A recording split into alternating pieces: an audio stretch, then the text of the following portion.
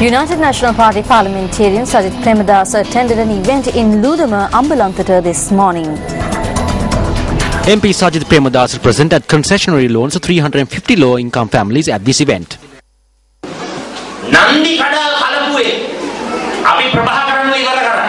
We finished Prabhakaran at the Nandikadal Lagoon. Therefore, beating dengue is hardly a problem. We finished off the LTT, therefore this should not be a big problem for us. This is what the government said. But what has happened now? Dengue has reared its ugly head again. But the ministers used big words such as recycling, restructuring and fumigation and said they will address the problem. But what has happened today? The dengue epidemic is spreading at a rapid rate.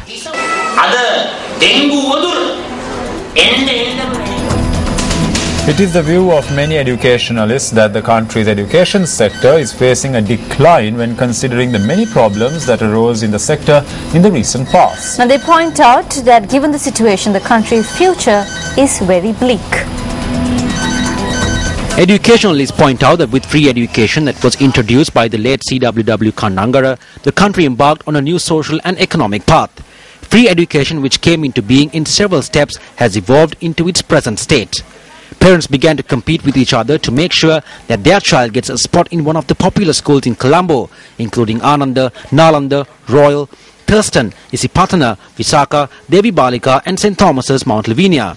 With schools like Mahinda and Richmond colleges in Gaul, Rahula and Sujata colleges in Mathura, Trinity, Dharmaraj and Kingswood colleges in Kandy and Malayadeva College, Kurunegala becoming more and more popular, the concept of popular schools that was limited to Colombo moved onto the provincial level. Many governments present and past took measures to ensure that all schools in the country have the necessary facilities. The creation of national schools, Navodaya schools and the 1000 secondary schools program are some of the examples. Though the government took many measures to uplift the country's education sector, many problems arose in the recent past. The problem of the Z-score figures that were issued with 2011 advanced level examination is one of the main problems. The problem was eventually resolved after it was taken to the Supreme Court. There were allegations that the 2012 scholarship examination paper reached students before the exam. After it was proven that a part of the science paper of that year's ordinary level examination was leaked before the exam, the Education Ministry decided to award all students who sat for the examination with the 19 marks that was allocated for the section of the paper that was leaked. Meanwhile, news of another examination paper leak was reported from the Ranabima Royal College in Ganora. Several sets of selection test papers set for those students who are to enter the school for grade 6 in the year 2014 were leaked before the exam, and a group of officials of the Ministry of Education of the Central Province faced allegations that they were behind the leak. Political influences on the education sector too increased in the recent past. A Northwestern Provincial Councillor was charged with making a teacher kneel before her class at the Navodaya Mahavidyalaya in Navagate Gama. Meanwhile, news of a protest commenced by a teacher at a popular school in Colombo by scaling the roof of a school building was also reported by Newsfirst. An incident where a student stole 8 coconuts to pay for the painting of a school caused a furor in the country. Accordingly, a circular was issued preventing the schools from collecting money from parents for various ventures. Enrolling students to grade 1 is a grave problem in the education sector at present. Many charge that school principals have bowed to money in this case. The above allegations are given further weight considering the fact that the highest number of bribery-related complaints last year are from the education sector.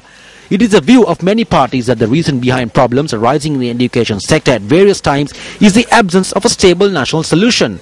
Because education policies change as ministers change with the change of governments, is it possible to create a generation that can be entrusted with the future of this country? There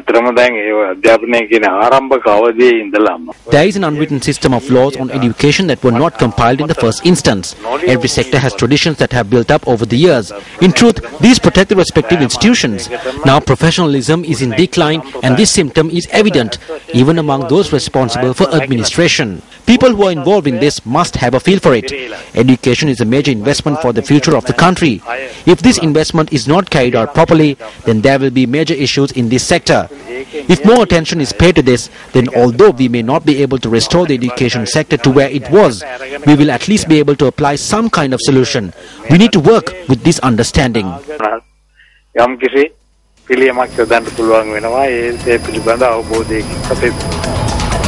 You're watching your Primetime Weekend News Bulletin. Up next is Action TV.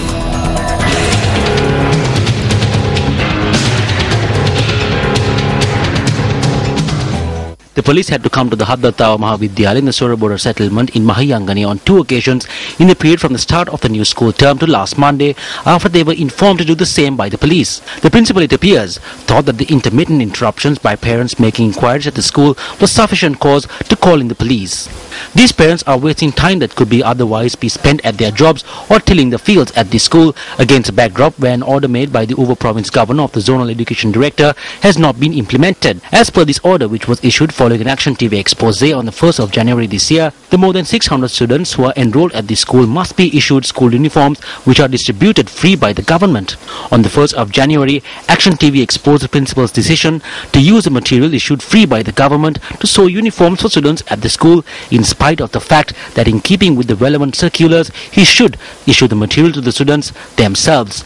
Although the principal got the uniforms sewn at a much higher cost than the other tailors in the area would charge and attempted to make the children pay for these uniforms, some parents rejected this.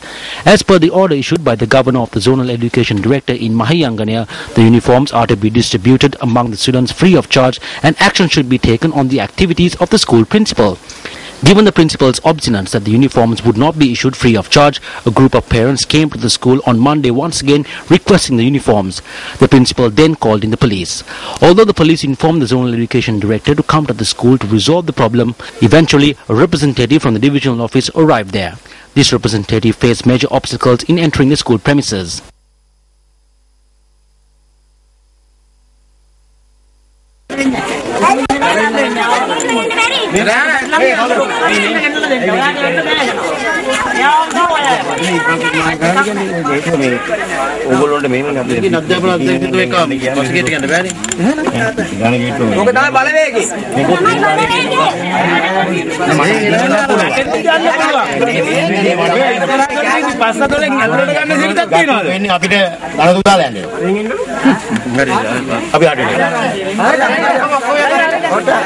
Although he held talks with the principal, this official was unable to obtain the uniforms that are in the possession of the principal and distribute them among the parents.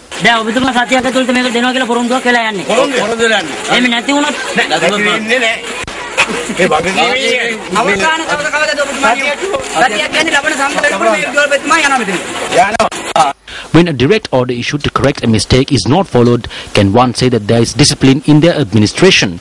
Governor of the Over Province, this is over to you.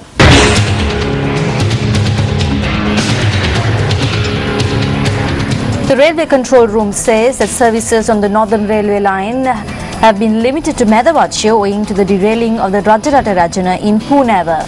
The derailment is reported to have taken place at around 4 o'clock this morning. The Railway Control Room said that restoration work is underway with the derailed engine and 3 carriages already being brought back onto the track. Since there is another carriage to return to the track, the 355 train from the Colombo Fort to Kilinochi was terminated at Anuradhapura today.